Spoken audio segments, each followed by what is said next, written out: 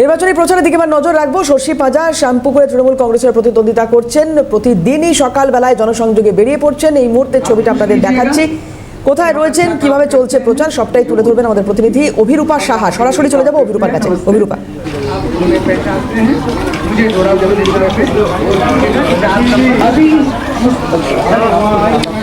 দেখো শ্যামপুকুর মালাপাড়ায় এই মুহূর্তে নির্বাচনী প্রচার সারছেন শশী পাজা এবং একেবারে ডোর টু ডোর ক্যাম্পেন। চিত্র সাংবাদিক প্রসন্নকে বলবো দেখাতে।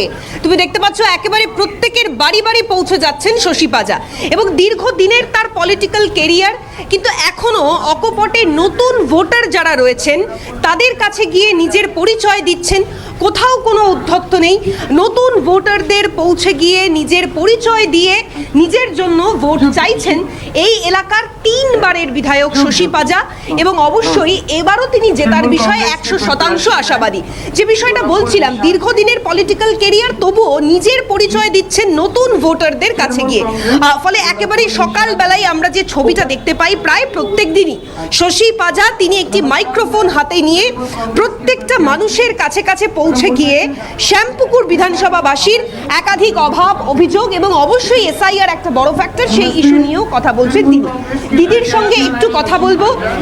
দিদি, একটু কথা বলছি, আমরা লাইভে রয়েছি। আমি যে ছবিটা দেখলাম, নতুন ভোটারদের কাছে গিয়েও আপনি নিজের পরিচয় দিচ্ছেন, মানে এটাই তো একটা প্রার্থীর ডাউন টু আর্থ হওয়ার একটা বড় সিম্বল। না, দেখুন, ওরা তো নতুন এবং বিগত দিনের ইতিহাস কিংবা বিগত দিনের অত হয়তো পলিটিক্স কিংবা ক্যান্ডিডেট পার্টি এত নাও থাকতে পারে। দ্বিতীয়ত ওরা পড়াশোনা করছে, ওরা নিজেদের ভবিষ্যৎ ঠিক করছে। সেখানে তাদেরকে একটু এগিয়ে যদি আমি বলি যে আমার ছোট্ট করে যে আমি আগে ছিলাম এই ইত্যাদি, তোমরা ভোট দিও, আস্তে আস্তে তাদেরও একটা ছোট করে আমাদের একটা বায়োডেটা মতো দেয়া সিভি, ওরাও তো সিভি দিচ্ছে বিভিন্ন জায়গা চাকরির জন্যে, আমিও তাদের সিভি দিচ্ছি আমার ছোট করে, যে তোমরা কেন ভোট দিতে পারো, ভাবতে পারো আমার ভোটে। একদমই সামনেই নির্বাচন। শ্যামপুকুর নিয়ে আমরা রোজই কথা বলি, কিন্তু রাজ্য নিয়ে কথা বলতেও হয় শশীদি। সেটা হচ্ছে এই যে ইসলামপুরের একটা ঘটনা আমরা দেখেছি, এক সিপিএম কর্মী খুনের ঘটনা, এবং তৃণমূল বলছে সে আগে তৃণমূলই করতো। এই নিয়ে তৃণমূল সিপিএম একটা লড়ালড়ি চলছে, কিন্তু এই যে নির্বাচনের আগে একের পর এক খুন, দেহ উদ্ধারের ঘটনা, এটা কিভাবে দেখছেন? বিশ্বাস করুন, আমরা নিজেদের বিধানসভা কেন্দ্রের প্রচারে এত ব্যস্ত, আমার এই বিষয় কিংবা তার ডিটেলস সত্যি জানা নেই। সুতরাং আমার কোনো কমেন্ট করা উচিত নয়। পার্টির থেকে এই বিষয়টা বলবে এবং নিশ্চয়ই ওই জেলার নেতৃত্ব বলবেন, কিন্তু আমরাও এটা চাই না কোনো রকম পোল ভায়োলেন্স কিংবা প্রি ভায়োলেন্স কিংবা পোস্ট কোনোটাই হোক, কিন্তু মহলটা যেটাকে বলে একটা এনভায়রনমেন্ট ওইভাবেই তৈরি করা হয় যাতে অরাজকতা করে। তৃণমূল কংগ্রেস কর্মীরাই খুন হচ্ছেন। এই তো আমাদের নন্দীগ্রামে যখন আমরা বললাম যে খুন হয়েছে, আমরাও তো ইলেকশন কমিশন কাছে গিয়েছিলাম,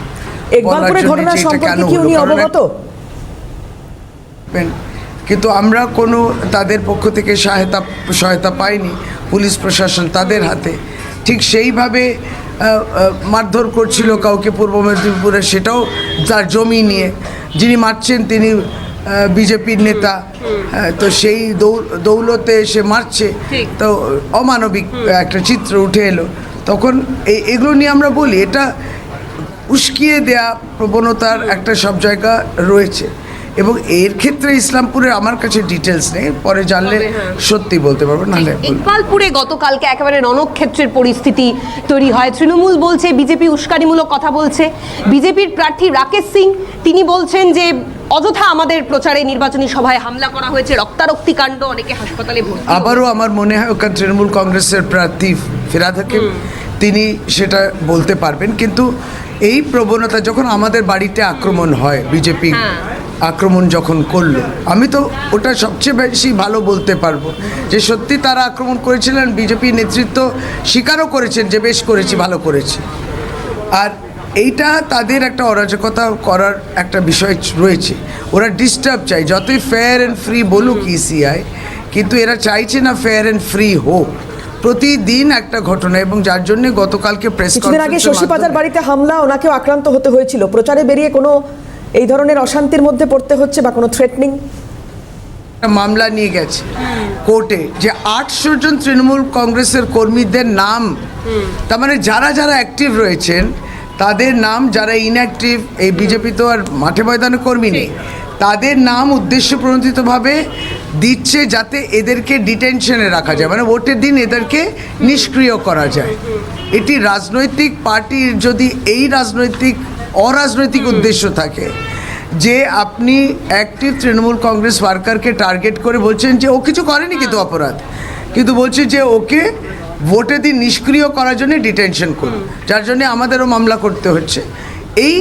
এইগুলোই আমরা দেখছি হেরে যাওয়ার বিজেপির, হতাশাগ্রস্ত বিজেপির এই বিভিন্ন একটা ছল কাপট যেটা বলা হয় এইটা করছে। আপনার বাড়িতেও হামলার ঘটনা ঘটেছে, আপনি নিজে আক্রান্ত হয়েছেন, শ্যামপুকুরে প্রচারে বেরিয়ে এই ধরনের কিছু সমস্যার সম্মুখীন হতে হচ্ছে মনে হচ্ছে না? শ্যামপুকুর সেইটা হয় না, এখানে বিজেপি নেই তো, এরকম সব বহিরাগত বিজেপি, বিভিন্ন জেলা থেকে বিজেপি, ঝাড়খণ্ড বিহার থেকে বিজেপি সেদিনকে ব্রিগেডের র্যালিতে এসছে, কিন্তু অবশ্যই এখানে করার সেটা সাহস পায় না। আর আমার মানুষের যে সমর্থন আছে প্রত্যেকেই জিজ্ঞেস করছে যে ওই যে ঘটনাটা সেদিনকে হলো, আমার বাড়ির উপর হামলা, আমার উপর হামলা, আমি কেমন আছি সেটা জিজ্ঞেস করছে।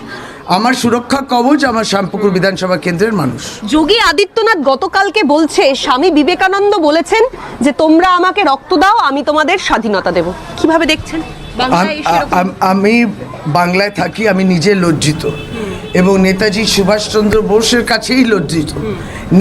নেতাজির কথাটাকে দিয়ে দিয়েছেন আপনি স্বামী বিবেকানন্দর নামেতে। কতটা ইতিহাস অজানা, অশিক্ষিত এবং কি কনফিডেন্স দেখুন। নেতাজি বলেছেন যে এই কথাটা, সেটা স্বামীজি বলেছেন বলে বলছেন বক্তব্যের মধ্যে।